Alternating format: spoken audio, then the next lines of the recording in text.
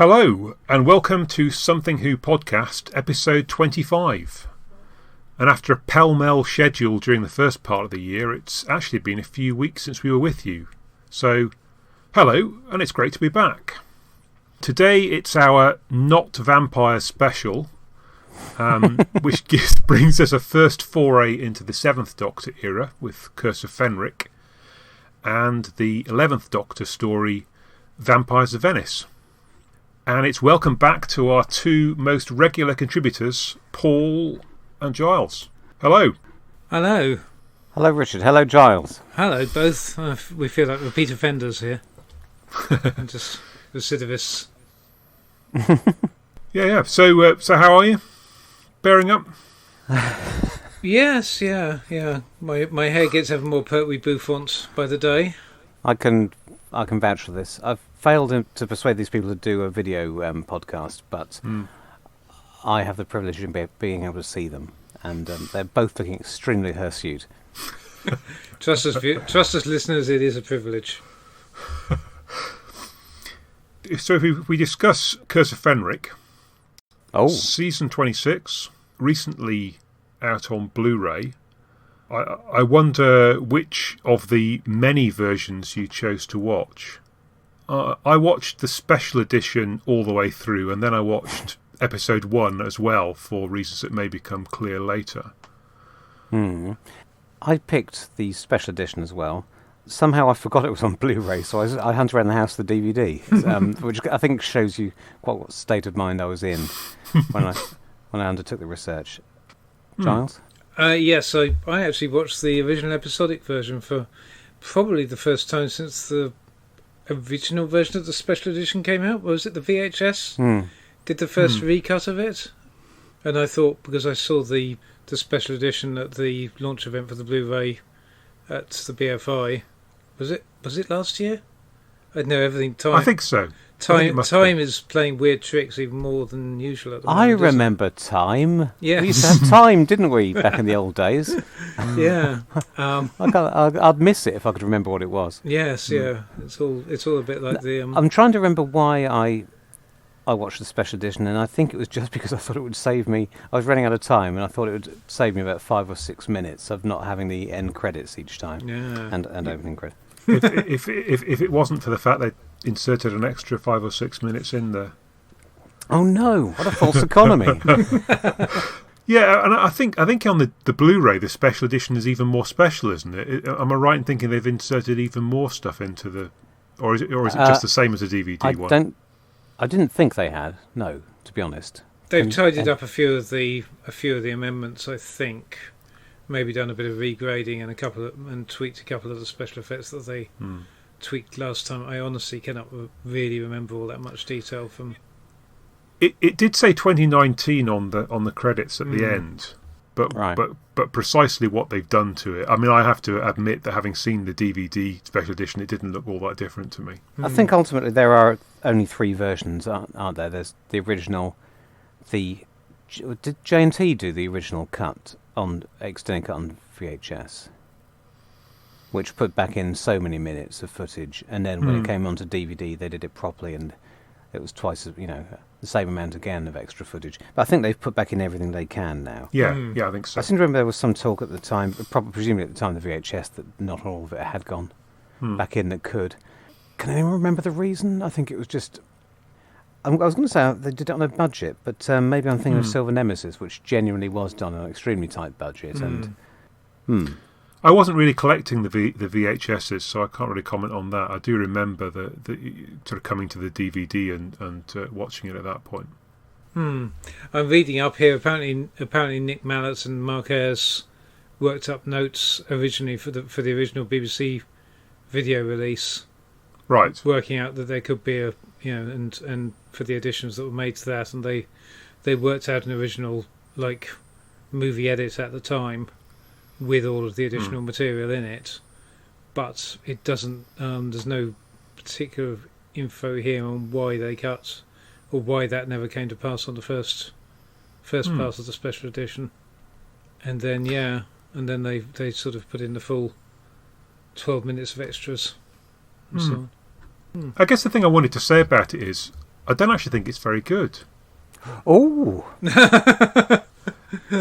The special edition, in that, having watched episode 1 again, with its fast intercutting of the boat coming in at the start and the Doctor walking into the camp, I think it has a much more heightened sense of drama than what we get in the special edition.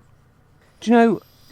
I'm not going to go out all the way out and say that I prefer one or the other wholeheartedly, but I as much as I enjoyed seeing the extra scenes, and I do like the special edition, and as much as I realised that the original broadcast version was never intended to be cut down that heavily, I had a great fondness for it. It worked. It wasn't butchered. It was very cleverly cut down.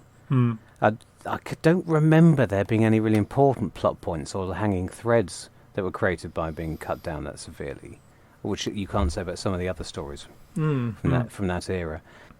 The one episode I distinctly remember enjoying the pacing of originally, it was the opening of episode 4, and that genuinely had a right clip to it, which I think it lost in the in extended version. So you could probably say that all the way through. So it's difficult. I'm glad we've got both, I suppose I could say. Yeah. Yeah, watching this version, I was surprised at how well it hung together. I was kind of, having not seen it for ages, I was kind of half expecting it to be a Ghostlight type situation, and thinking, have I just, having read have I been interpolating all the stuff into my understanding of the story from the extended versions and reading the novelisation back in the day and all of that, and is that the only reason why I really like it and don't have any issues? But to be honest, I felt it stands up perfectly well on its own. I don't think there's anything that's massively missing. Maybe all the stuff with the house guest stuff is clarified at the start of episode 1. That they're expecting the Russians to be turning up. Yeah, is made much more explicit, and then that is completely glossed over. I think apart from one line, is it when Sorin finally turns up in the when Sorin finally walks into the camp, which I'm not even sure which episode that's in. It might even be in episode 3 or something. Something like one that. One of the soldiers says to Millington, the house guests have arrived. Yes, that's the only thing, and I didn't have any particular issue with that because elsewhere in the plot it's made perfectly explicit that the Russians are expected, and that it's so the fact they have this name for them is really neither here nor there. I think part of the reason it still works with quite a lot cut out is that there was stuff they were able to cut out with that effect and plot because there's so much in it. It's also part of one of the story's strengths. It's stuffed with ideas. I was astonished watching it, just how much there was going on. Yeah. Again, that was the extended version where extra little ideas and riffs on riffs are just spinning off from every little scene. Especially, when you get to one of the new scenes, which are still not as familiar even after 17 years. Well, no, hang on. If you go back to the VHS, I guess in theory, I've lived with these extra scenes almost as long as the real thing. But somehow they still feel slightly uncanny when I get to them. Yeah, very, very, very inventive, but not ill-disciplined, I don't think. Almost everything in there is in service of the major theme of the story. I very strongly remember watching this first time through. I mean, it was while I was at university, and I was fortunate to have a friend at university with a video recorder. So I got to watch season 26 via the benefit of him having recorded it, because it would never have been on at a convenient time for me to watch it live. And I think a lot of the McCoy era is sort of very hyper. It's not really realistic. It's very lots of big ideas, but not very naturalistic. And I mean, this one isn't particularly naturalistic towards the end, but certainly that first episode, and with some of the stuff that goes on, and you feel like you're in a war movie at the start, particularly with the fast intercutting. And I remember thinking that's a very different feel of a Doctor Who story. And certainly I got the sense in watching that first episode at the first time it first went out, this is something a bit different. This is something new, and I like it. I'd agree with all of that, and without wishing to with faint praise, some of the other stories in this era, which also seem to be reacting against the hyper-real aspects of season 24, things like, I don't know, Remembrance of the Daleks, for example. Some of the stories hark back. Actually, I think I'm just going to say the Ben Aronovich stories. Both of his hark back to another age of Doctor Who. Yes. They're not ever completely harking back to a golden age, because he's cleverer than that. But I think their nostalgia, even though I like both the stories quite a lot in their different ways, I think the nostalgia still feels a bit superficial to me, whereas Curse of Fenric doesn't hark back to any previous era of Doctor Who. It's moving on from the experimentalism of the previous couple of years, but in a new form, I think, rather than a trad backward-looking form, which again is why I rate it so very highly. It's it's interesting that, and I guess because we think, again, it's one of these things where you've got to take it of its period. This is the first historical that is set. I mean, we've had the 50s for the holiday camp, haven't we, in Delta? Yeah. But this is the first time that Doctor Who treads directly on the Second World War as a historical period, isn't it? I don't think there's anything else that... I think it is, yeah. And and you think, okay, shocking though it is, it was a heck of a lot closer to... It was much more recent history at the time than it is now. And it's very interesting, because it just doesn't take... The whole construction of it doesn't take any... it doesn't take a lot of the choices that you'd necessarily expect. It doesn't go down a cliche. It's a story about the Second World War, but we don't get the Germans are non-participants in this, and the closest we get is all the somewhat questionable Millington's little obsessions, and and the other thing that was interesting, I had to check, because this is 1980, 89, isn't it? Yeah. And you think, I don't think I actually really registered this, but because Bletchley Park has become such a part of our now shared national story. But the first time I really became massively aware of it was when Channel 4 did their Station X documentary about it, where they got a lot of people as talking heads who spoke about it for the first time, and that was only in 99.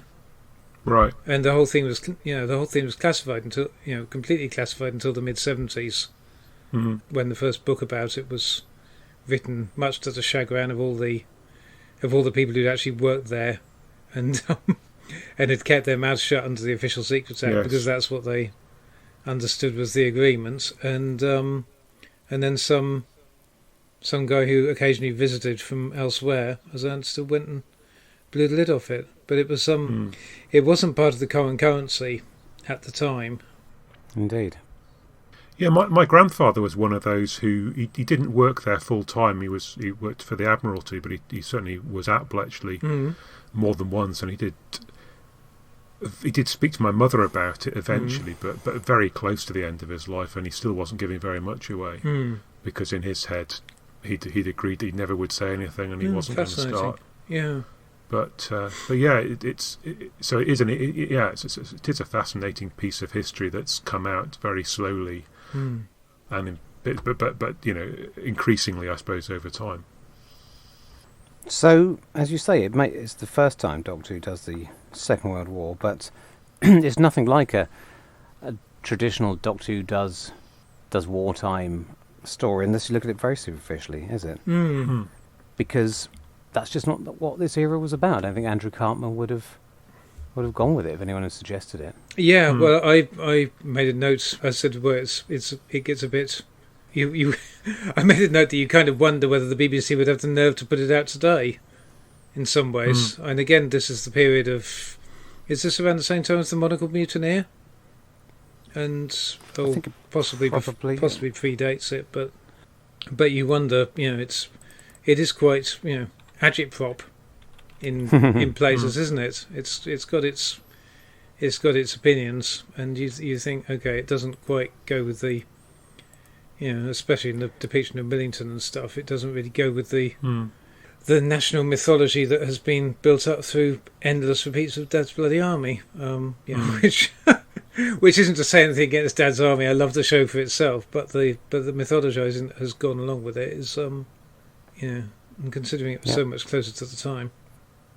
Yeah, so you've got that 1 Corinthians 13 quote that Nicholas Parsons is saying halfway through about faith, hope, and love. And I suppose, certainly faith is discussed a lot. There's far too much repetition in that speech of his. Somebody really should have buzzed in.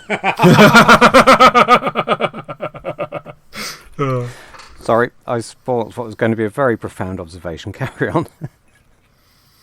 Yeah, faith in it is interesting, isn't it? So the Russian is ultimately has more faith in the revolution than the vicar has in Christianity. And I guess you could say, well, that's interesting because Stalin has already had his purges in Russia. So there's certainly reasons for the Russians not to be entirely. Indeed, it doesn't bear too close scrutiny, does it? But it's possibly it tries to have its cake and eat it. That it's also the story. It's also the story where they completely break the rules of chess, so they can have a rather ham-fisted metaphor of the pawns working together. But I think you really just have to not be too picky about the details and think about the spirit of what Mr. Briggs, who's a very kindly man, if naive, was trying to say. But then I don't think he's naive. But that was me being silly. That would be very pretentious of me if I'd meant that seriously. I didn't. But so Parsons is fantastic. Throughout, it's a brilliant performance, and in that case, obviously the sting in the tail is quite is why the loss of face, and again it is something that doesn't it's based on not on the German actions and so on. It's the it's the British actions, and we do get references to. Do we get a direct reference to Dresden? I think it is certainly implied. The bombs started falling. British bombs on killing British children, Giles. Yes. But I do remember having 1 or 2 Christian friends at the time who somehow managed to read this as an anti-Christian piece in total, which I think is being a bit oversensitive. I don't know. I don't really see. I don't think it's that. No, it's still like a perfectly valid character beat for Reverend Parsons, don't you? Yeah. To have these doubts. I believe he was supposed to be a much younger character, wasn't he? Which Ian Briggs thought would better personify the doubts of the man who's not living up to his father's. Yeah, because his father and grandfather have been vicar here before. Yes. With the possible exception of Beryl Reid, I think it's possibly JNT's finest stunt casting. Because you're just not expecting Nicholas Parsons. Well, I guess it's either him or Halen Pace. Retrospectively, of course, when you get into films, you can understand that Nicholas Parsons was an actor at some point. But as somebody in the 80s who's watched Sailor of the Century and listened to Just a Minute now and then, the idea that Nicholas Parsons is an actor, would have been quite surprising. Yeah, I have to keep. I'm constantly having these moments watching old television, and of course you just have to remember that most people were actors, weren't they, before they turned into some other career. I was watching an episode of Red Cap last night, and John Noakes was in it. Oh, good lord! It was very distracting. But I thought, if what's good for Peter Space astronaut Stephen Taylor can do it, John Noakes can turn up with a dodgy Welsh accent in Red Cap. Sit next to Lovejoy, Billy Walker from Coronation Street, and the bloke out of Randall and Hopkirk. Okay, it's quite an episode for Star Spotting. Yeah. Did he have a big artistic range? Did John Noakes? Well, I'm going to have to look at more of his work now, aren't I?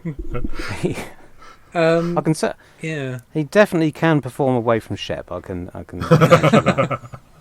A lot of people over the years have said that Shep was carrying him, but it's just malicious gossip.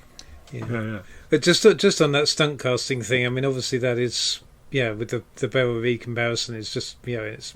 I know it's said with tongue in cheek, but I know I'm quite a fan of Bella Reed's casting in Earthshock. But it works. They both work, and they work actually for.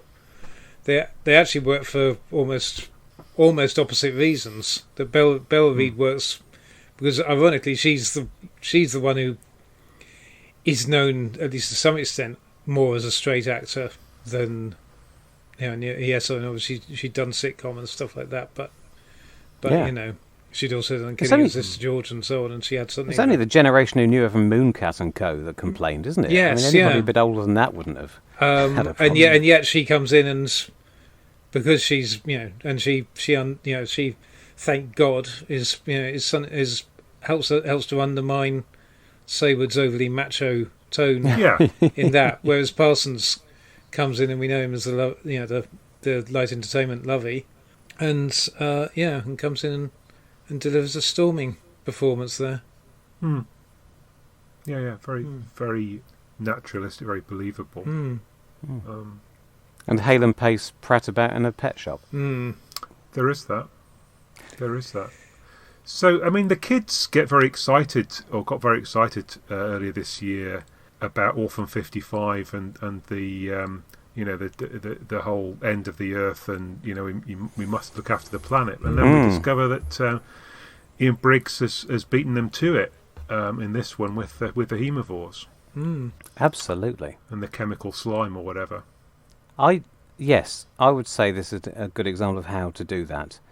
I mean, you couldn't really. They're poles apart. I think we tore Orphan 55 a new one at the time, didn't we? The way not to do it is to just do it in exposition at the end of a story.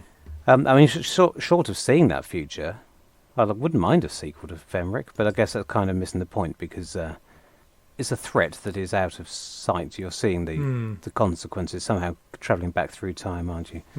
But I was going to get on to that. Yeah. But it's interesting he manages to get an environmental message in there as well, along with everything else that's going on. Yeah, you just can't believe how much he throws at it, really. And it shouldn't work. I am always complaining on these episodes.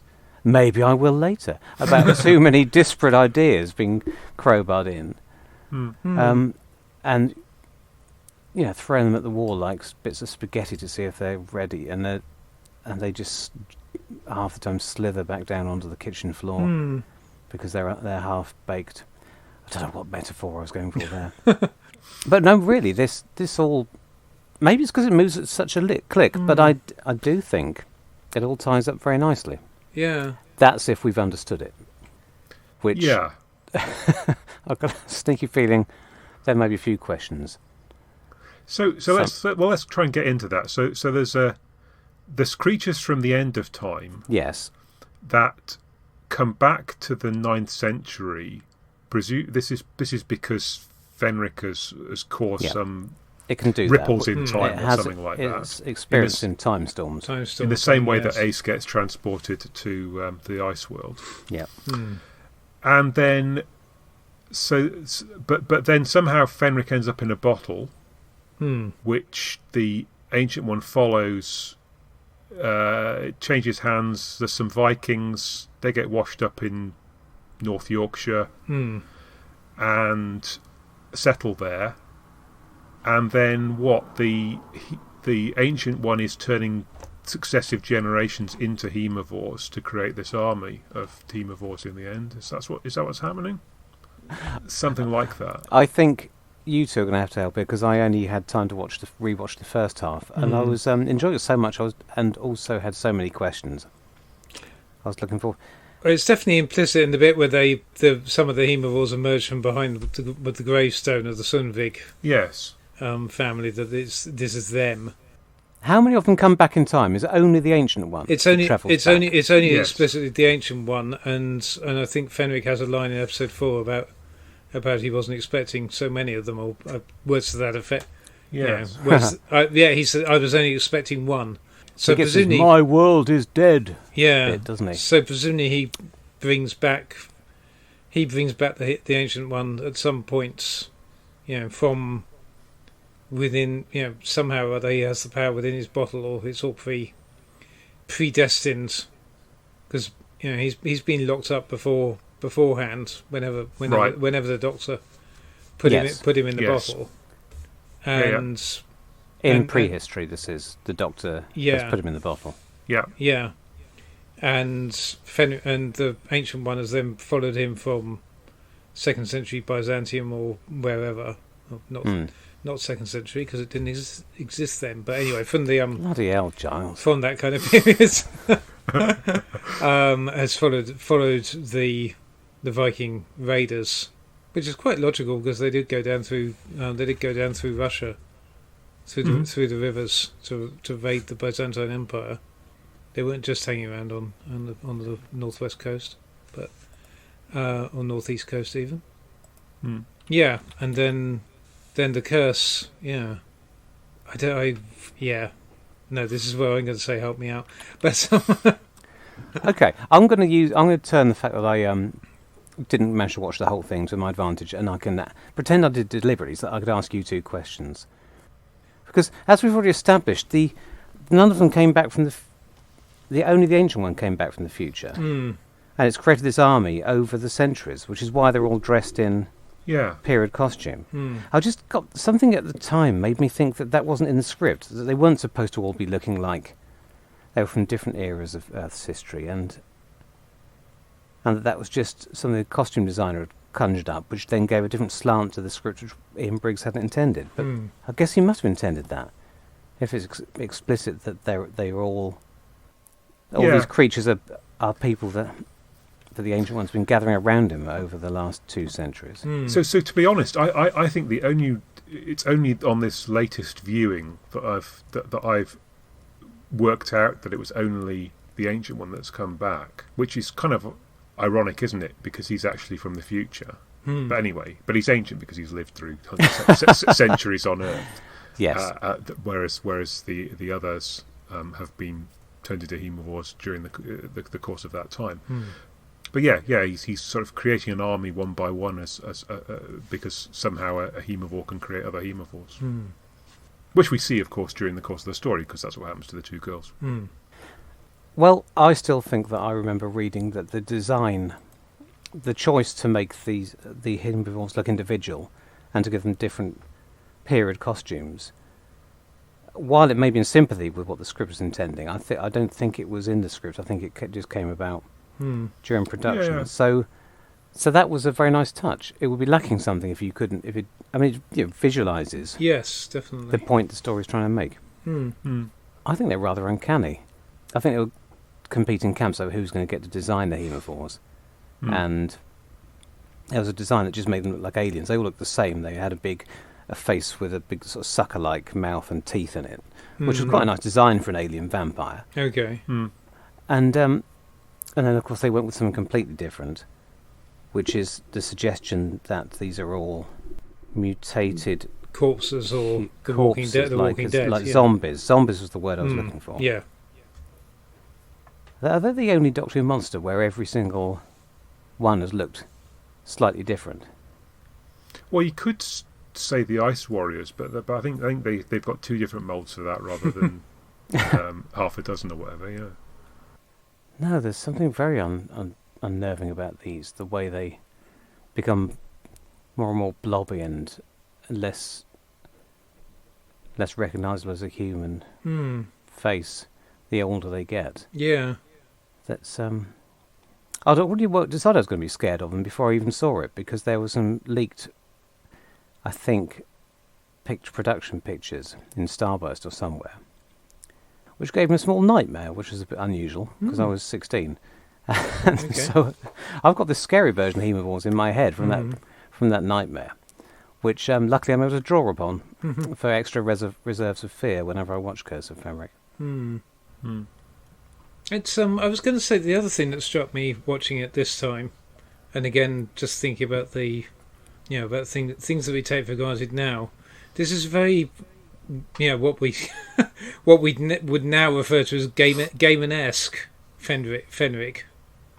It's very the whole thing is very very Sandman, Neil Gaiman type of It's just this kind of slightly fairy story, villain origin, and so on. And I was just looking up, and Sandman didn't start until 1989. But the other thing that did strike me that it vaguely reminded me of was the Voyager comic strip from Sixth Doctor era DWM.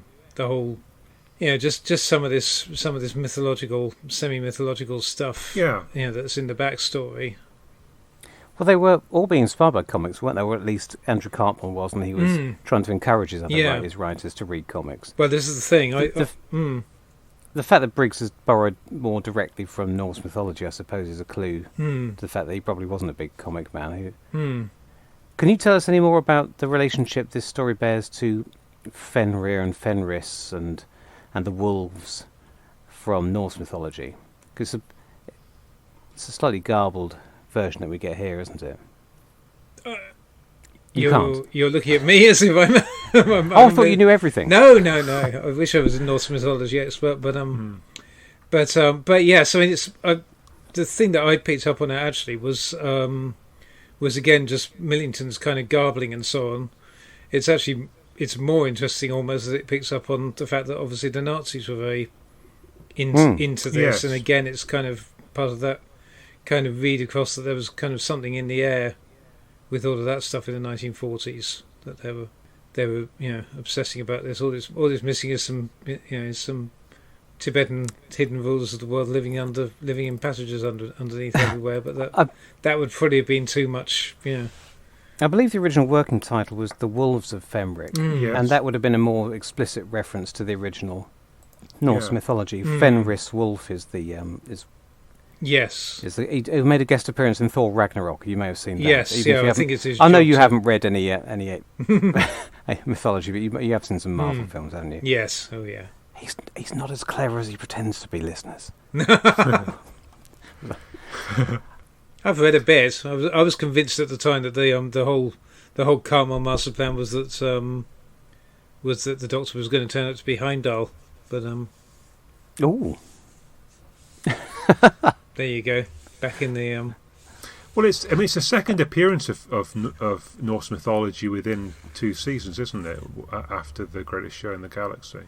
Oh, of course, yes, yeah, the Ragnarok and so on. And, it is. They are kind of throwing it all around, and then seeing what sticks and trying to tie it together retrospectively. And they don't actually try to tie in Ragnarok here, do they? But they do. They do clear up. Well, I don't know really. Is it a hanging thread how Ace got to Iceworld? I don't think anybody was particularly worried about it. We were just trying to ignore the fact that she said she created a time storm with a chemistry experiment. I very much doubt that anything like that was in the back of Ian Briggs's mind, because he was on record at the time as saying that Dragonfire was a comedy. And when he was publicising Curse of Fenric, he said, "Oh, this isn't the same thing at all. This is going to scare the kids," and it did. Yeah. Particularly me. I wish I hadn't admitted that now. It's very unexpected for Briggs to have, it's not, and Dragonfire has its plus points, but it's quite broad brush, and it's not really all that much more than than a bit of an elevated cribbing of a bunch of popular sci-fi movies of the of the time, and this is definitely on a different level.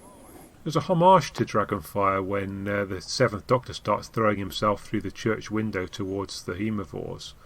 Yes, he appears to have already escaped, and then goes back in for a bit more. Yeah, and I can't quite work out the logic of Ace going up the tower in order to come down the tower, and so then she can come down again, and go back up again. Yeah. I'm sure she had a plan before she was interrupted by the Hemivores on the roof. The super special edition will explain it all, I'm sure. The other thing I was going to say about this, before tiny little bits and pieces, but this seems to be one of the few classic stories that really bothers with like just subtext and rhyming and that kind of thing in there. I mean, the fact you have that moment in, I think it is in episode 4, isn't it? But Millington and the stuff about the fire and having to seal people in. No, it is episode 3, because you get the soldiers. He orders the door to be blockaded, so the soldiers who are helping Ace and the Doctor get out, are stuck in there with the haemovores. Then he comes out with the story about having locked people in when there was a fire on board ship, and then Kathleen, Ace's granny, gets the telegram that basically sounds like her husband has died in similar circumstances. It's just that kind of nice touch that it doesn't mean everything is connected, but it's just it just comes back to these rhymes and just nice little moments that add a bit more texture. One thing I like about it is that it has an epic quality without being told on an epic scale itself. There's so much backstory in the best way. It seems to spans through time, thousands of years into the past and into the far future. We have the idea of this curse going down through the generations. The sort of Quatermassy idea that the people who live in this area are all doomed. Yes, it's nice. It's a bit like the Time War in the new series in terms of how it was introduced, at least, in that you've got this, there's this marvelous canvas of stuff that we're not familiar with, and we're kind of seeing the repercussions. And okay, we kind of get the end. We get to see the end game of it all. But we haven't seen. But it just lays out a lot of stuff in quite subtle strokes, in the same way as RTD was wont to do with his little name drops of various battles and incidents in the Time War. Yeah, I mean the entirety of what we need is here. We don't really need it to be linked to Dragonfire or to the chess. Oh, the chess set in Lady Bainford's study. We don't need that. But somehow, having told us, when the Doctor tells us that he's been fighting Fenric all through time, this is the culmination of this epic struggle. With what we've seen in this story, it's even the cut-down version, it still feels like an epic. In a way that it doesn't at the end of The Greatest Show of the Galaxy, when he says he's fought the gods of Ragnarok all through time. I remember doing a double take the first time I heard that line. Have you? What are you talking about? So you can do it right and you can do it wrong. And as much as I love The Greatest Show in the Galaxy, I feel that attempt to give it a weight and again an epic scale and a significance to the Doctor, it just didn't need that. It was a perfectly good story in its own right. Whereas Curse of Fenric, I think, would have told a great story in itself, just with these characters, these locations, and this mood. But when you give it that epic when you tell that small story on such a vast canvas, which we can almost see because we had all the details sketched in for us, that just elevates it to another level. Yes. Yeah, I mean, Can you tell that I like it? Yeah. I mean, I do like The Greatest Show in the Galaxy, although in saying so that, do I. I probably haven't watched it in about 30 years. But I agree with you that those last sort of 5 or 10 minutes do feel a bit tacked on in the way that this feels less like that. Yeah. This is the only Doctor Who story set in Yorkshire at the time. Oh, okay. Although we didn't know when we were well off. Not explicitly stated, it mentions Northumbria, which is as far as we get as a nod. But yeah, as far we do find out from Ian Briggs that he intended to set it in North Yorkshire, somewhere near Whitby. I have to squint to remind myself that it's supposed to be there because, of course, I've been to Lulworth Cove, and anyone who has will have immense trouble not picturing it all taking place on the south coast. I mean, it looks exactly like Dorset. I agree. It's nicer than Northumbria. So, horses for courses, swings and roundabouts. They could never have actually gone to Yorkshire to film it because they'd got a nosebleed going that far north. And the cast are marvellous throughout. We've already talked about Nicholas Parsons, but at least the leading ones. And there's a few dodgy performances around the side, but amongst possibly some of the English soldiers, and although I pity the poor guy that's on the end of Ace's chat up line, you can't really do much with that, can you?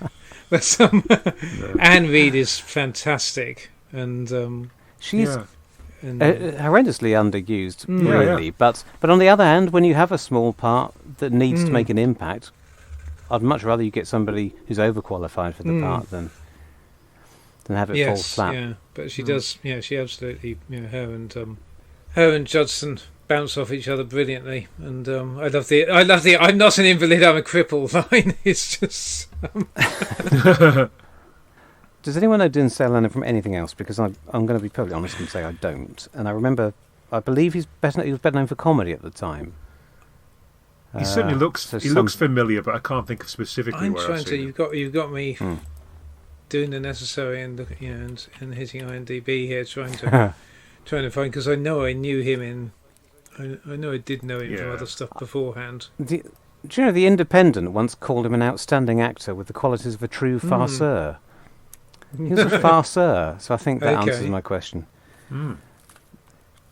Well, interesting. He's very good, and Alfred Lynch is very good, and her off Grange Hill is good, and yeah.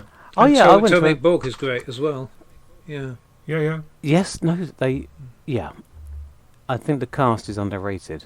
There's barely a weak link, and it's au contraire. Oh, good Lord! Do you know what I probably knew him from at the time? Morons from Outer Space.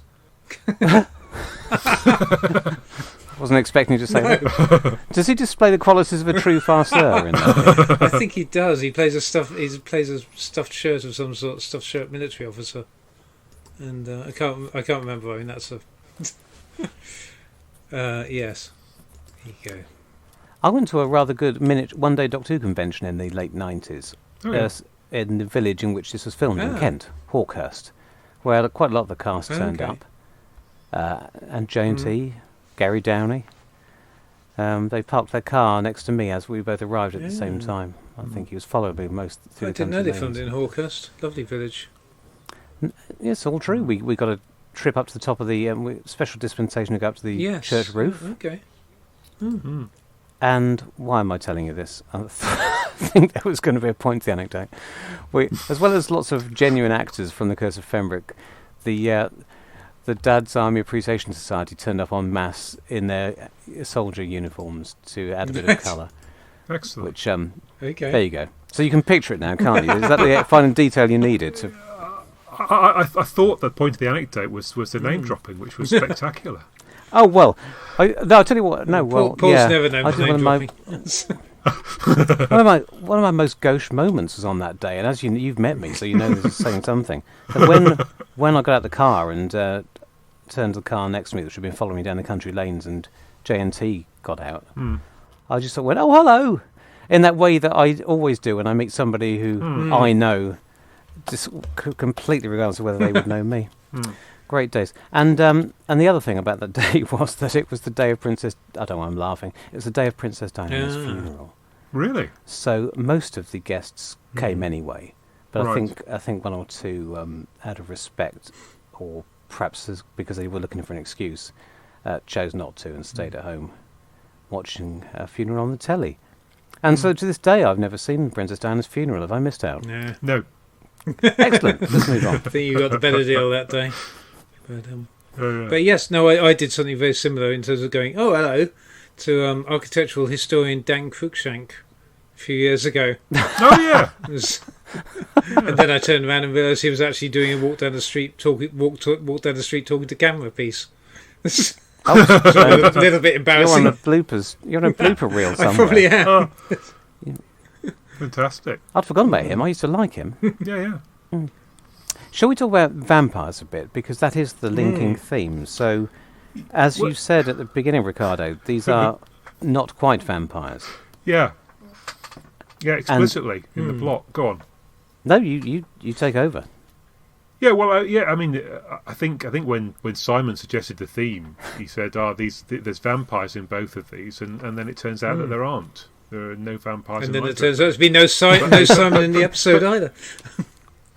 No, but they I suppose they have some of the same similarities. There's certainly blood involved. The hemovores remove the blood. Yep. I feel like not quite vampires, fake vampires, is one of the most common twist monsters that we get in Doctor Who. But I can't. I just wonder how many examples there are. I mean, there are plasmivores as well, And the name is a bit of a giveaway that... yeah. I don't know if... Does it happen elsewhere in science fiction that the writer wants to have their cake and eat it? They want to have all the trappings of a vampire story. But for some reason, they don't have vampires. For whatever reason. Because this is science fiction and not... and vampires are fantasy. So it feels... I may have more to say on that topic when we get to our second story. Star Trek must do that somewhere. Yeah. You've got Anne Reid in that Tennant thing that we looked at, where she starts sucking blood out of people. That's the playful RTD equivalent, where she uses a straw to suck people's blood out. Which is, whereas here, correct me if I'm wrong, but I don't think the vampiric aspect of the Hemivores is particularly important. Well, is it? So do you think it is supposed to be just riffing on the atmosphere? I'm going to be controversial here, possibly. Because I'm just going to say, this strikes me as much more really what vampires... And I wonder whether, at the time, whether Briggs had read some of the same kind of stuff that I had about the sort of Middle European origin myths and so on. And I think was Porphyria supposedly connected with it, and all of this stuff to do with these bloated corpses and everything looking nothing like Christopher Lee at all. But the idea of these shambling creatures, it strikes me as much more faithful to the original kind of vampire mythology than any sort of Bram Stoker Gothic romance type of thing. Interesting. I mean, certainly the sort of Whitby-esque location suggests that it was in his head. I think that's the biggest clue, isn't it? Yes, and you get a throwaway line to that effect as well, don't you? Yeah. But it does seem to be a bit of cakeism in it as well, in that he sort of diverts away from it at the same time. So I'm not fully sure. Again, I don't think it leaves you feeling unsatisfied as a hanging thread somewhere. It doesn't lead you on a vampire path and then pull the rug out from under your feet, either deliberately or through careless writing. It's just, as I said, there are so many currants in this cake. It's a particularly nice big vampire plum, but it is still just one of many elements. And if they weren't called Hemivores, I don't know if we'd even be discussing it today, because it would seem like a rather more subtle strand. Yeah. But I mean, mixing up vampires and Norse mythology and the Nazi menace, it shouldn't work. I'm here to tell you that it shouldn't work, and I'm delighted that it does. It's just it's a bit of a lightning in the bottle the red thing. peril. Yes, yeah. If you haven't written 1.2 already, it feels like one of those cases where someone's going, "Oh my God, I've got the chance to write Doctor Who. I'm going to throw every Doctor Who idea I've ever had at this one script." Yeah. And all too often, as you say, that turns out to be a mess. But in this case, it works remarkably well. My only other two notes here are that Perkins certainly takes his orders very seriously when it comes to putting radios out of action. Yeah, that's true. And I particularly love in terms of the brisk pacing and so on, and especially considering we get a nice gag in the story we're about to talk to, a nice psychic paper gag.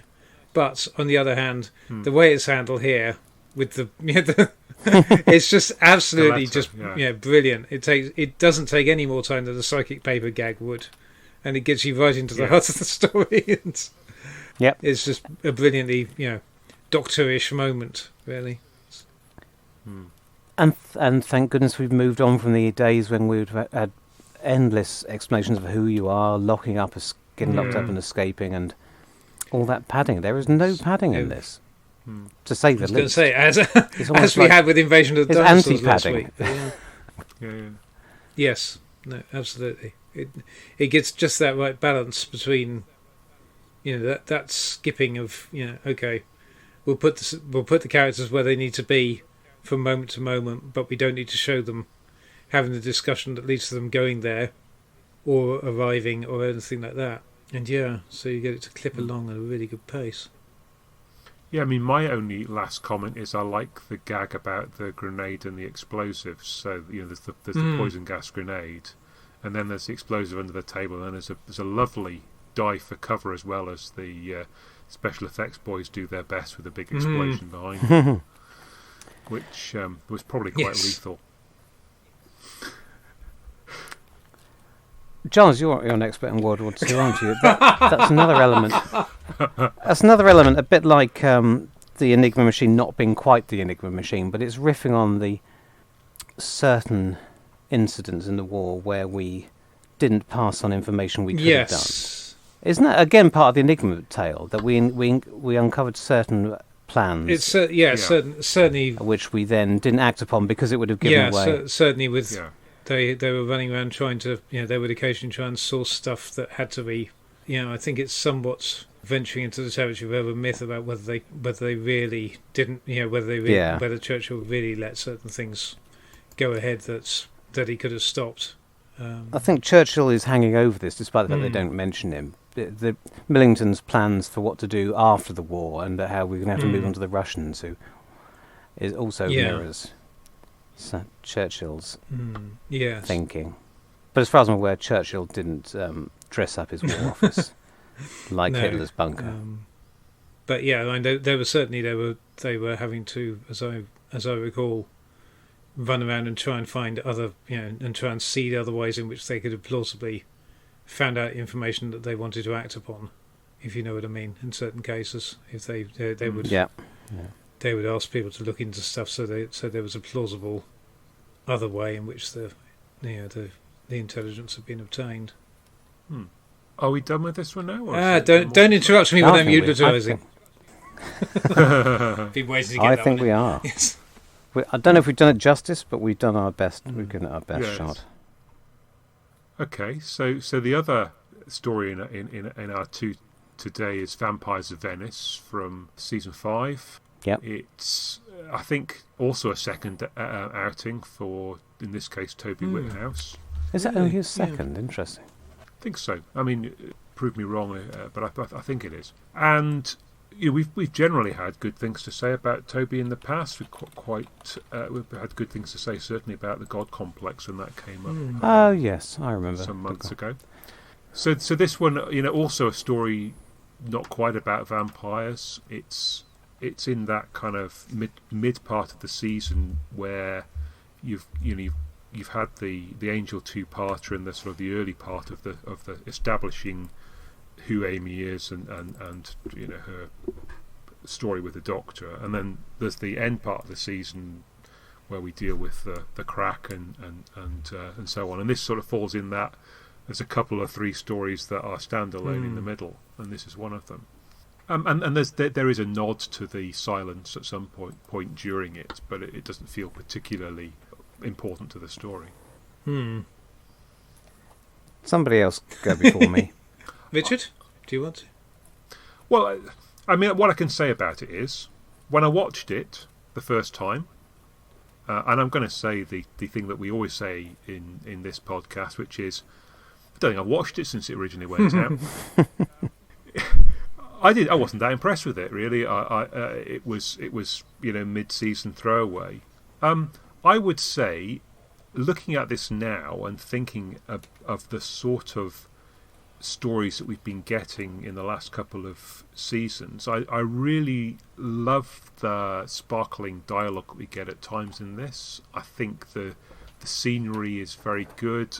I think it flows nicely, and to be honest, I was very happy watching this for very nearly 50 minutes, and it didn't really amount to very much, but I was okay with that. Sort of did what it had to do, I thought. I agree and disagree. I know exactly what you mean about the number of times we've gone back to. Did you mention the Idiot's Lantern there? Yeah. Did you say that? No, I didn't. No. That was the one where I think we all said, good. I never thought much of this at the time, but compared to last season, it's like The Godfather. But I don't know. I think the novelty's worn off now, and I'm back to thinking, no, this isn't really any better than I remembered it being. Mm-hmm. For me, this is one of those archetypal New Who stories where, I don't know, I think the showrunner's come up with a slutty title, his words, not mine, and palmed it over to a writer who possibly wasn't particularly invested in either Vampires or Venice, and thus decided that the only way to make it interesting for himself was to come up with a twist.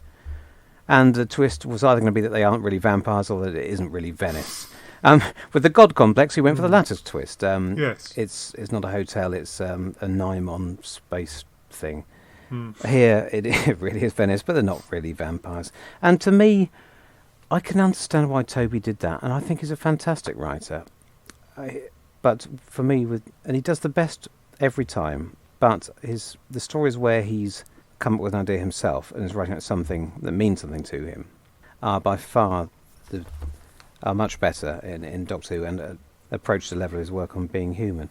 Here, the whole thing is constructed so that when we get to the reveal that these aren't really vampires, and this is how, these things A, B, C and D that you thought were pointers to them being vampires, well no, I can explain all of those.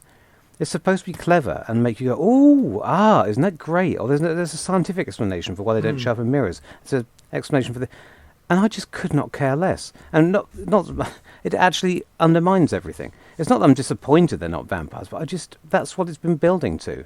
And I'm left completely cold by that. Now, is that a failing in me? It's not a type of story that I particularly enjoy. It feels more like Buffy the Vampire Slayer to me, where half the time the vampires aren't really vampires because they do vampires every week and occasionally they fancy a change, so they do something that looks a bit like a vampire, but this week it isn't. Giles, give us your thoughts. I think I'm with Paul, possibly for slightly different reasons. But yeah, no, I remember enjoying this. So at the time in season 5, and again, put me down as someone who probably hasn't watched this since transmission. But I remember within season 5, I knew it was going to be filler, or I realised at the time it was filler, but I felt like it was superior filler to perhaps some of those mid-season stories we'd had in the previous couple of years. And I remember thinking, okay, it's good, it's packed with incident, it doesn't really let up, and it clips along at a good pace. And I remember sort of saying these things at the time. And now I kind of look at it, rewatching it for this, with a slightly more jaundiced eye, come on, get on with it, and so on. And part of what I wonder why I was more forgiving and slightly more intrigued by it at the time was obviously at the time we were in the middle of season 5, which went series 5, which took a somewhat different approach to this whole linking arc thing than RTD had over the previous, because we just had the Angels 2-parter, which has had a fairly major development and put what appeared to be that season's bad wolf had ended up being the Deus Ex Machina in order to that's resolved the entire plot. And so this seemed to be going down a really intriguing route. And at the time, I think the fact that the whole stuff about the silence at the end, which, as you say, Richard, is kind of a throwaway in how much of it's there. I think possibly at the time I interpreted or expected there to be more of that, and that more would come of that, and therefore it was, it wasn't such a. It's a bit like how I quite like the Lazarus Experiment, not so much for the A plot, but for the rising B plot of like the Saxon stuff going on in the background, and and that lifts lifts it for me above it being a standard mid-season filler episode, because there's something else interesting going on. And I think maybe I kind of expected at the time that the whole thing about the silence over Venice and all of that was going to relate to that. And as we know, Moffat got to the end of the season, didn't resolve it, and then pretty obviously went off down a completely different route when he decided what to resolve, what the silence actually was or were, when he got to series 6. How dare you? You mean he changed it from a plural abstract noun into a singular. Yes. Well, yeah, I see. Season 5 has always reminded me of Season 1, even more so in hindsight. But at the time, the structure seemed very familiar. But considering how different it is from all of Moffat's subsequent seasons, I think it's more obvious that he was nervous about leaving Russell's tried and tested formula. And just one little detail that reminds me, the particular plot points that these... What are they called again? The fake vampires. Saturnine. The fish great. The fish vampires have escaped through a portal, through a crack from a dying world to Earth. It reminds me of what the Nestings say at the end of Rose. I mean, here they're escaping from the season's big bad, which is the crack, and there was quite a few references in Season 1 to things escaping the Time War. So just thought I'd throw that in there. Good point. Again, those little details feel a bit too shopping listy to me. I think they drag it down rather than elevating it. Can I say something nice? Some nice things about it. I mean, no, you can't. There's nothing particularly specific because it's written by Toby Whithouse. At least it is fun, watchable, and well constructed, and the actors are all good. The leads are fantastic. Matt Smith is every time I watch one of his stories, I'm just astonished how good he is. This must have been one of the. Do you think he's still growing in the part, or did he get it straight out of the gate for you? Well, it's odd, I'd say, because the things that he recorded first, the Angel two-parter, and the scenes on the beach, he seems to be absolutely bang in there, and then some of the other stuff, sort of in episodes 2 or 3, the Dalek one and the whale one. You could be right there. It feels like they were recorded later, but he seems less certain in the role somehow. But maybe that's just because the scripts aren't as good. He's spot on here, and that's probably because Toby knows what he's doing. He knows what he's doing with characters, even if he can't help being a bit too tricksy when it comes to vampires. And and Amy and Rory are great. But the one thing I didn't quite like is something that Toby's been landed with, which is again another callback to the Russell era, when he's forced to disapprove of how much Amy and the Doctor enjoy themselves. And it is just like Rose and the 10th Doctor all over again. When what does he say at the end of this? Oh, I can't remember. Oh, it's nicely worded, the way he calls the Doctor out, but it's in character. I'm not saying it doesn't make sense, but I've seen it before, and so I don't know why I didn't enjoy it the first time around.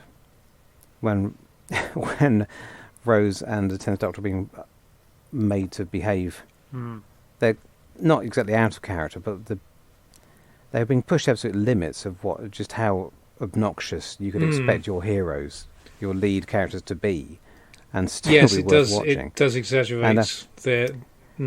Here, Amy and 11 aren't anywhere near as annoying, but they're being pushed a little bit so that Rory can then react, and again, it just doesn't really ring bit true. Where they meet up and go, "Ooh, vampires!" kind of, yeah, exactly.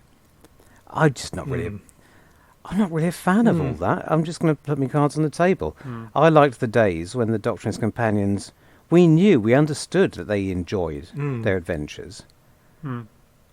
Most of them, after Ian and Barbara and Susan have left, are there because either because they enjoy it or they learn to enjoy it. And I like the fact that that's sort of implicit. And they don't have to jump up and down like 5-year-olds constantly to tell us how much they're enjoying themselves. So that's just a personal taste. I like that Toby actually gives us Chekhov's gunpowder. Yes. There's a silly bit of dialogue that appeals to my sense of humour, where the Doctor says she kissed me, and Rory says, "And you kissed her back?" And he says, "No, I kissed her mouth." That's terrific. Yeah. Toby is a comedy actor and writer, and that shouldn't work. So bravo for going for it, everybody involved. Yeah. I shouldn't like the bit where our main supporting character nobly sacrifices himself. But it is not quite what I thought it was going to be. I thought he was unnecessarily running back into danger just so that Amy the Doctor could get to safety. But he's not. He actually wants to destroy the fish vampire girls, doesn't he? Yes. Because to avenge his daughter. So that makes a bit more sense. But still not a big fan of those. No, he's great though, Lucien Mazzamati's.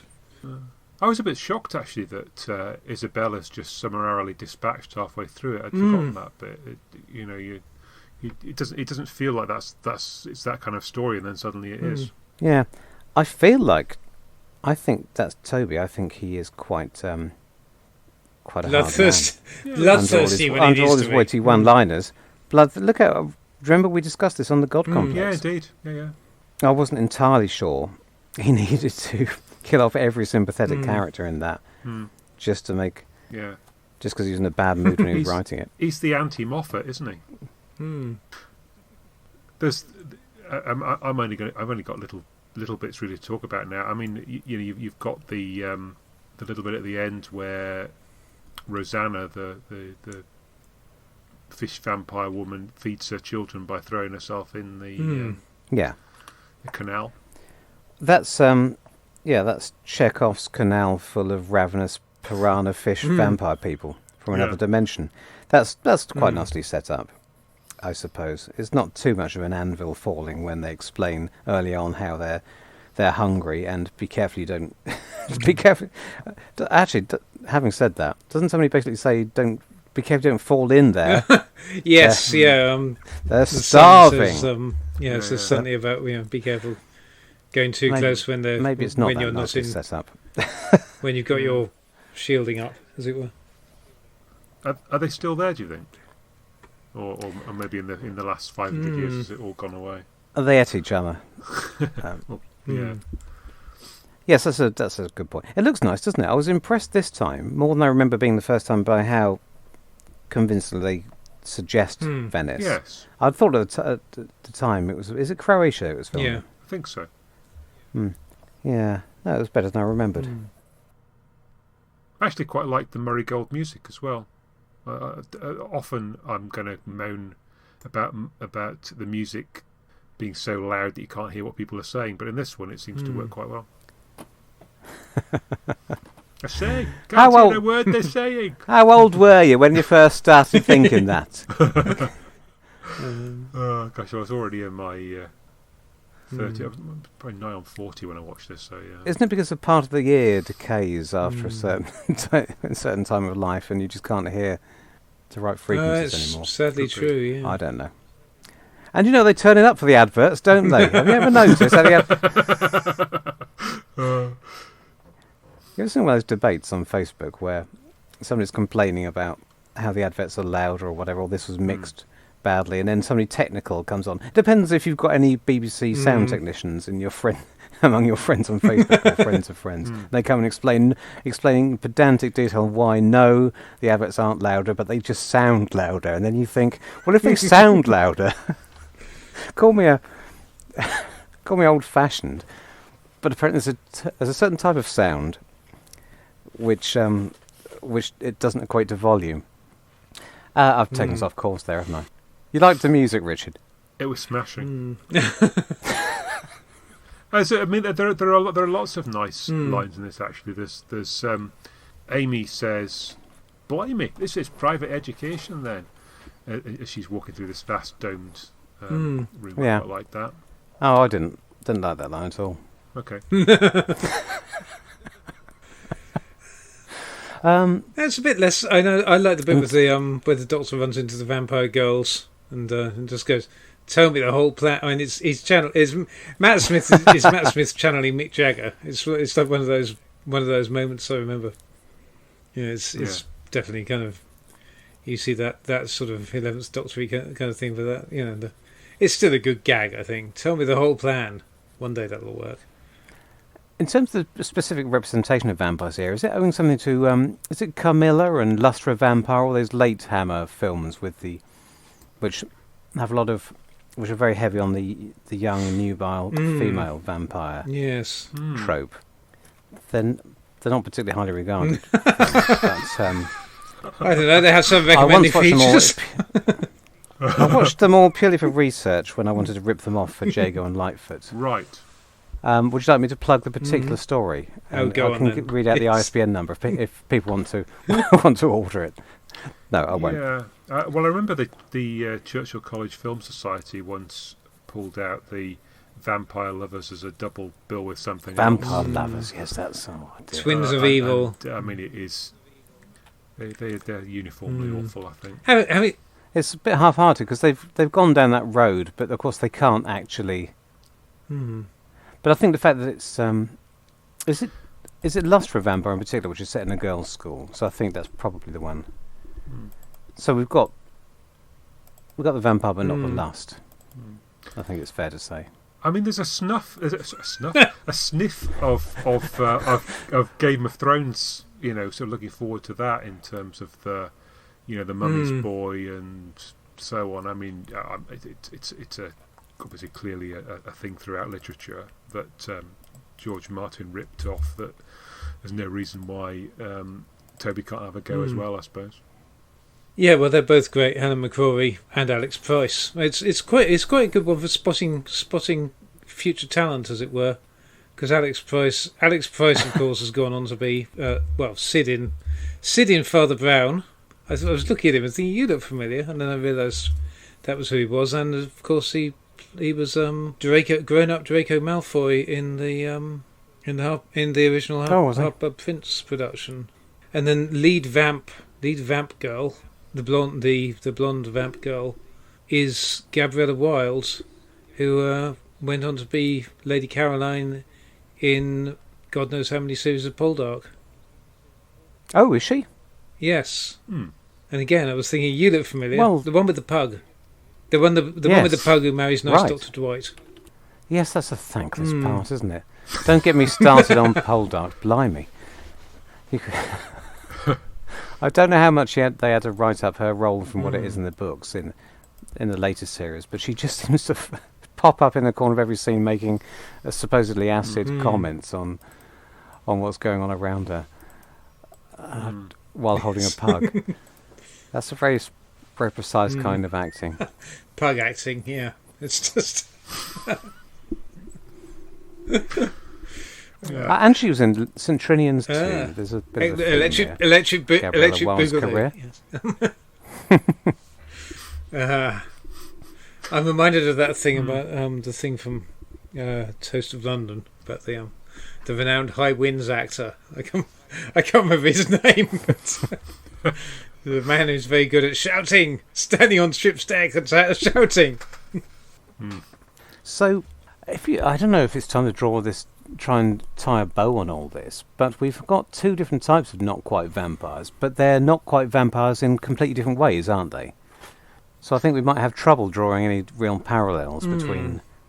Well, so I guess what you're saying is Vampires of Venice is a story with lots of vampire tropes that turns out not to be about vampires, whereas with Curse of Fenric is a story that doesn't appear to be obviously vampirish unless, like Giles, you know intimately the original vampire stories that it exactly represents, and isn't. Yes, it doesn't appear to be, and isn't. Yes. Well, we've nailed that one. It's in Vampires of Venice. Am I right in thinking they are almost deliberately disguising themselves as vampires in order to? Well, no, I got the rather impression it was a complete accident, which I thought was one of the weakest parts of the whole thing. When the Doctor asks the Queen Fish woman why, he has his list of why can't you see in the mirrors, why can we see your teeth, and she has a scientific explanation for it all, and none of it is deliberate. Okay. None of it is because they want to be hiding in the shadows, being seen as vampires. She plays it very nice.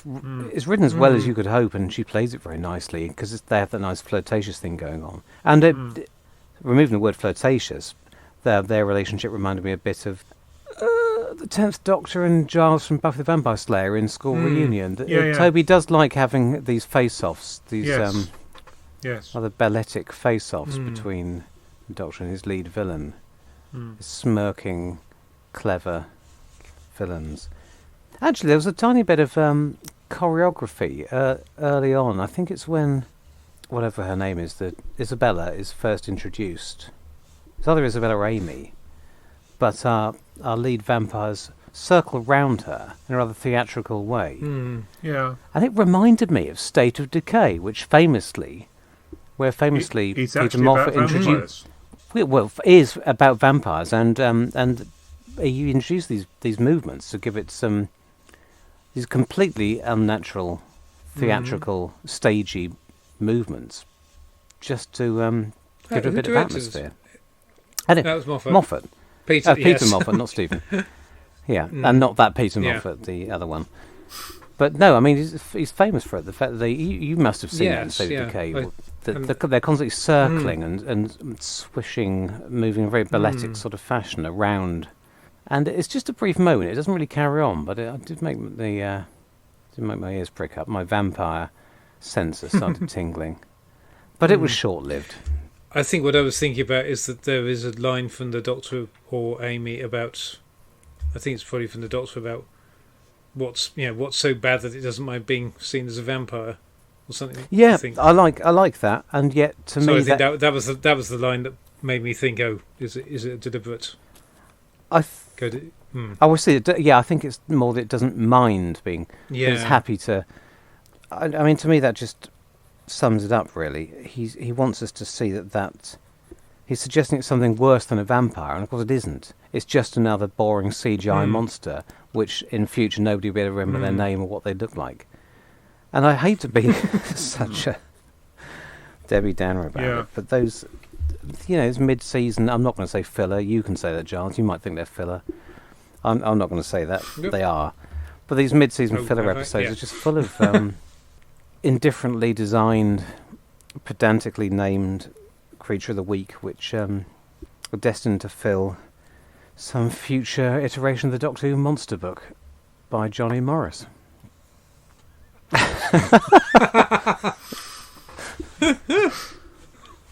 Has he managed to get out from under that gorilla now?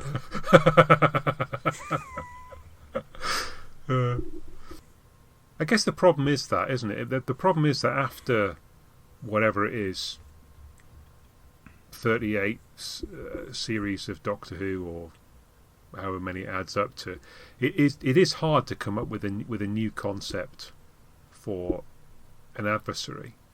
And I suppose modelling your villain on something that we already know a bit about gives you, I suppose, you think something that people can hold on to. But then cutting the ground away from you and saying, well, you think it's that, but it isn't. It just felt like a lot. Yeah. Well, there you go. It's happened. It's just perhaps happened too many times. Yes. And yet the irony is, having hit upon it, that we have not had the return of the vampires, as in the Great Vampire. Do you know what? I was thinking series. that when I was watching Vampires of Venice, not Curse of Fenric, because I was perfectly happy with that, achieving exactly what it set out to do. But thinking about the missed opportunity of Vampires of Venice and the comic Not Quite Vampires of... yes. Judoon on the Moon. Judoon on the Moon, yes. I was thinking, wouldn't it be nice to have some real vampires? And then it struck me like a bolt out of the blue that there's this vast untapped... It's just a bit of Holmesian backstory in State of Decay, isn't it? That... It's not really. It's not. Dixian. Yes, indeed. It's Dick's doing some Holmesian world building. I don't think it's really essential to the story that the vampires are the ancient enemies of the Time Lords. But for goodness, there's imagine the fun you could get out of that. Yes, and with the Time Lords now out of the equation, it's just And that these vampires have been with us since the early days of the universe. Almost as long as there's been life, there have been the undead. You could say. You're that's channeling, a nice. yes. Got Could be a nice tagline for this. So yeah, let's have it, please. The novels have picked up on this. Paul Cannell was very keen on it. He brought the vampire. Yeah. Oh yes, they were in there quite quickly, saying it was a good thing to mine. Wasn't that the two-parter? Didn't they do a crossover? So they had a new adventure and one of the first mysteries. Yeah, Goth Opera and Blood Harvest. Lost Stories. Yeah, that was the pair. Yep. Both very good in their own way. I would like to see that, and I think, just as my attempt to sum all this up, what you could do with that is actually perfect the fusion of actual, real, proper vampires and science fiction. It's there in what we've already heard about in State of Decay, with the, silly things like bow ships, and I think we can move on from a giant gloved hand emerging from an unconvincing cardboard floor. Let's have it, please. Come on, Chibnall. I love the idea of the bow ships and everything. Yeah. I mean, I'm not saying I necessarily want to see fleets of vampires flying through space. I mean, I can't really picture that. I think those specific details are something that need to be kept in the mind's eye. But yeah, we can have a nice animated sequence like we had in the last series. That would be the way to show it. Yeah, but vampires are the original all-purpose villain who can be anywhere. They can infiltrate. They can look like one of us. They can have infiltrated our society. They can work on any scale. And Doctor Who could take them to scales vaster than we've ever seen them before. So what have you got planned for next year, Chibbers? Throw it in the bin. We want vampires. Yeah. It's interesting your comment also about the sort of dodgy CGI monster of the week. That, every era of Doctor Who gets mired in, what's current. Clearly Barry Letts tripped over CSO. It allowed him to do a whole bunch of things that he couldn't have done otherwise, but he pushed it far too far. And I think, this era of Doctor Who, you've got the terrible CGI in the titles. You've got the pretty dodgy CGI with the clouds at the end of the episode. And we get a bunch of monsters turned out, but because we can do CGI, then we do. But I don't know. Maybe in the end, it doesn't actually help. It looks kind of exciting in 2010 because we haven't seen it all that much up to that point. But then it's just one of, as you say, of an array of similar things. And in 2020 or 2030 or 2050, it's going to look equally antiquated. I hadn't even touched up on the end of the story. I really drifted out when it reached its supposedly epic conclusion. I was just getting flashbacks to the Idiot's Lantern with the. It was. It's funny you should say that because that's exactly what I wrote. It just kind of feels like a script editor has said, "Can we have a bit more action at the end?" I don't know. And Daleks in Manhattan has a similar climb the tower kind of thing. As of course does Ace in Curse of Fenric. Well, yes. I think there's one more thing I just have to say. Actually, I'll never forgive myself if I don't get this in there.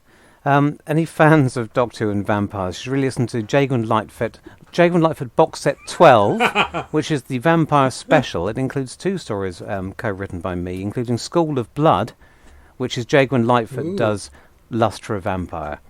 And you get to see Nikki Wardley, that's Catherine Tate's mate, and Charlie Hayes, Wendy Pabri's daughter. They play 2 very close young female vampires in a girls' convent. It's terrific stuff. It's a fine story, as indeed is. Certainly sounds like it. I think it was rated 11 out of 10 on all the best forums, and the ones which failed to rate it that highly closed down out of shame shortly afterwards. I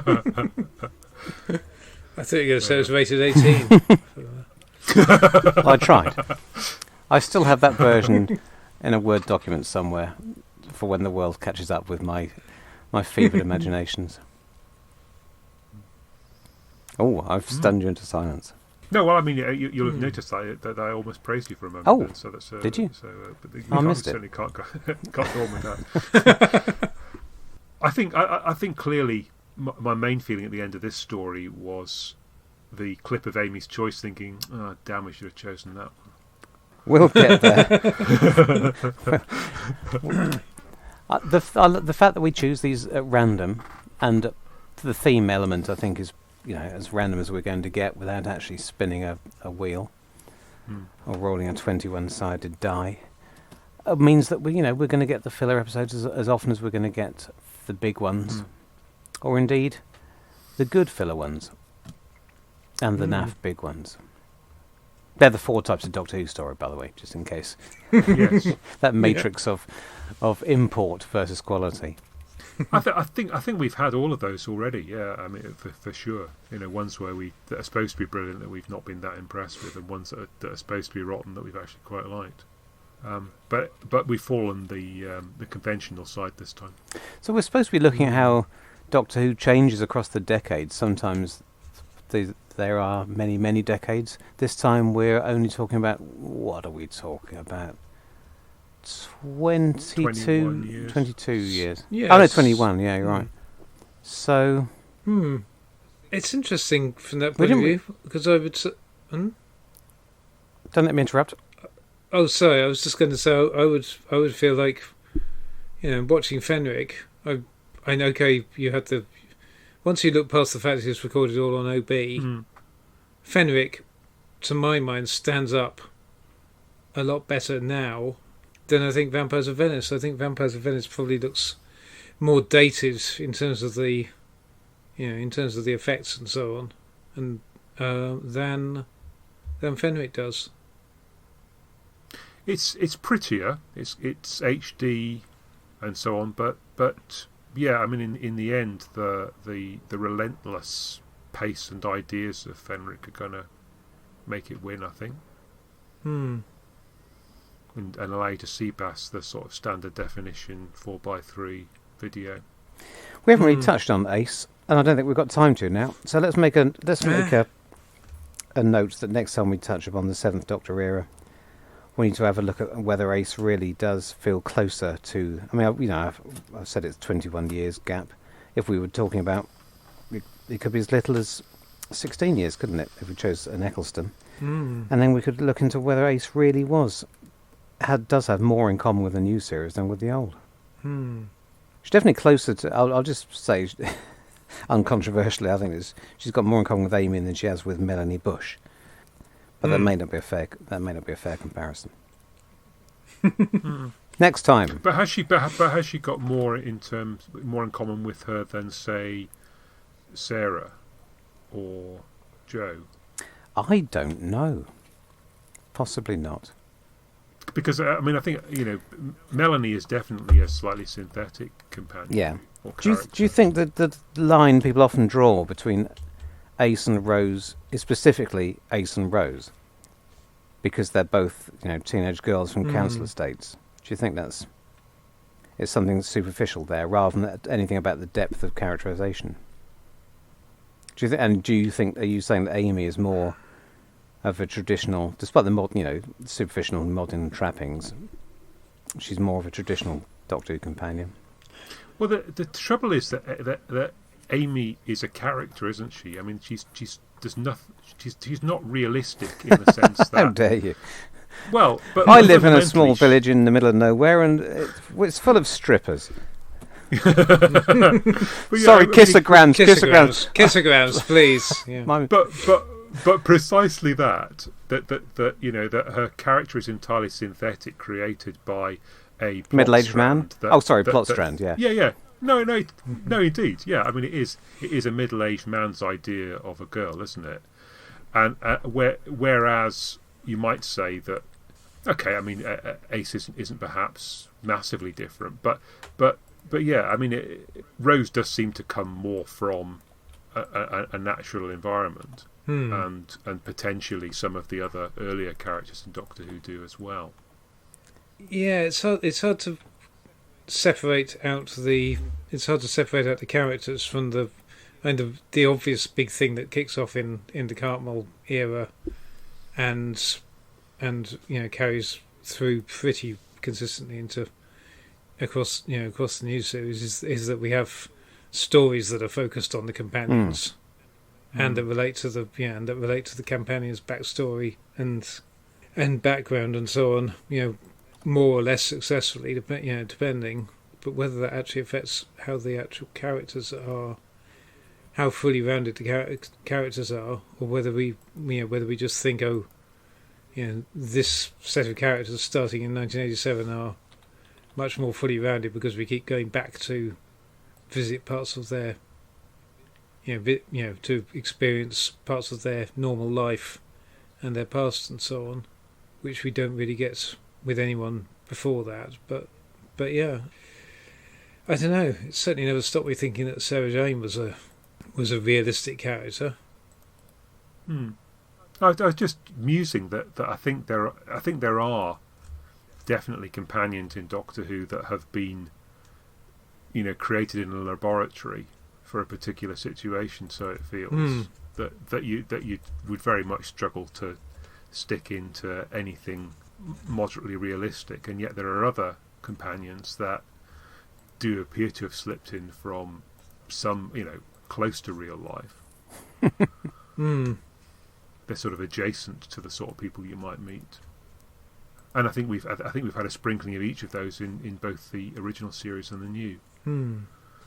Yeah, I don't know. I think what Giles has said is right. That it's more about the attitude of the character development of the characters of Ace and Rose that makes them similar, rather than necessarily the background of them. Good.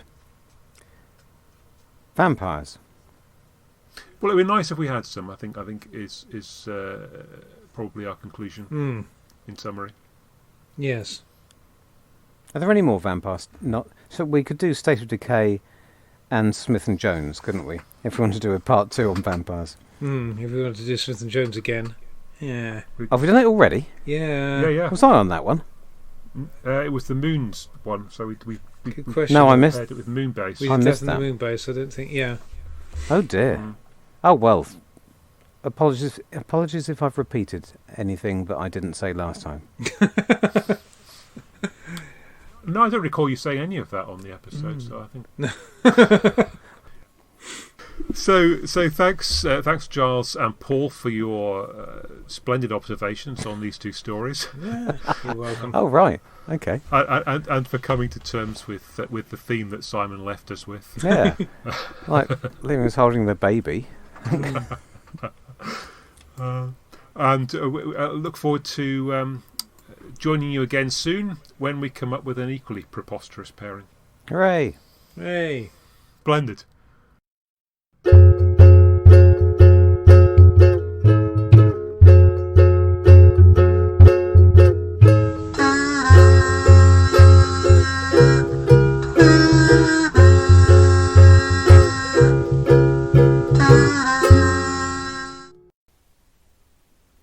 So, are there any No, forget I said that. You carry on, you're in charge. Only nominally.